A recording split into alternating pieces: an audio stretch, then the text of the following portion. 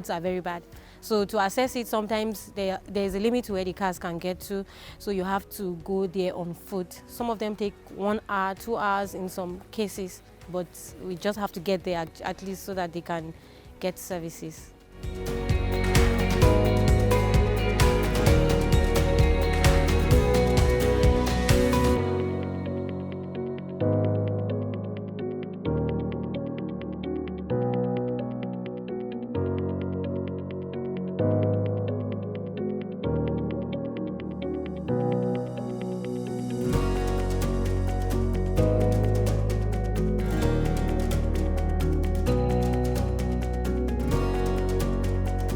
For the mass mark screening exercise, we actually get consultants. We train for 2 days and then they go to the field to carry out these activities. We train them on how they actually approach the women at home, and then they go house to screen because it's exhaustive. We don't want them to gather them in one place because the targets are the children that are having severe acute malnutrition. For those children that are found with acute malnutrition, what we do is refer them to facilities that actually carry out outpatient therapeutic programs.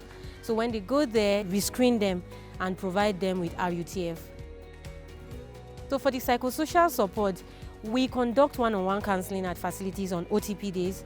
In cases where we think they will benefit from our protection sector, we refer them to consultants there to actually provide them with more and better services in terms of the psychosocial support. For BMZ, we focus on maternal, infant and young child nutrition. So what we basically do is we form care groups. Care groups are a group of women, volunteer women we call volunteer lead mother, making up of 12. We train them on infant and young child feeding and community-based management of acute malnutrition. So they in turn train the volunteer lead mothers in these communities, and the volunteer lead mothers eventually train the neighboring women. During the promoters bi-weekly session with the VLM, sometimes they conduct cooking demonstration.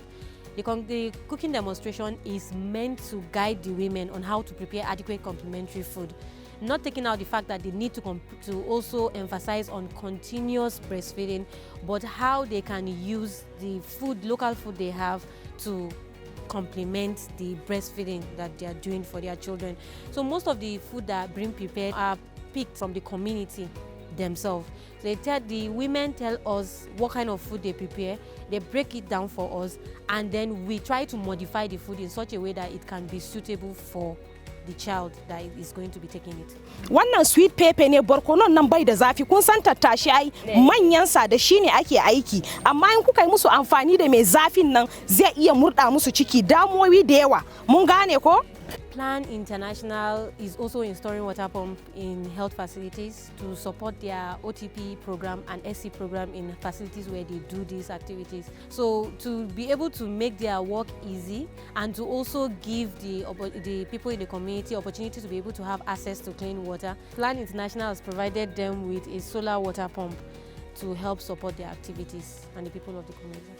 Plan International also selects some men in the community to be champions of infant and young child feeding.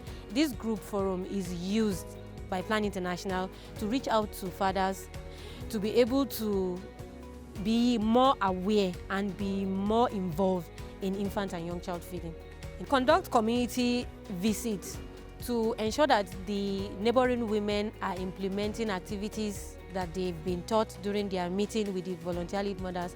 And the community visit is also conducted to follow up on mass mark screening referrals to ensure that they have actually gone to facility to get treatment for the children that are referred for severe acute malnutrition. After conducting mass mark screening, the children that are referred to health facilities, their parents are being referred to our livelihood sector, where they receive conditional cash transfer, and they also join the farmer feed school to ensure that even after the 5,000 naira we are giving them for the unconditional cash transfer we are giving them has stopped, they can have something to fall back to, where they can learn how to do backyard gardening, learn how to prepare some plant and grow some little crops that can be beneficial for their children. Right?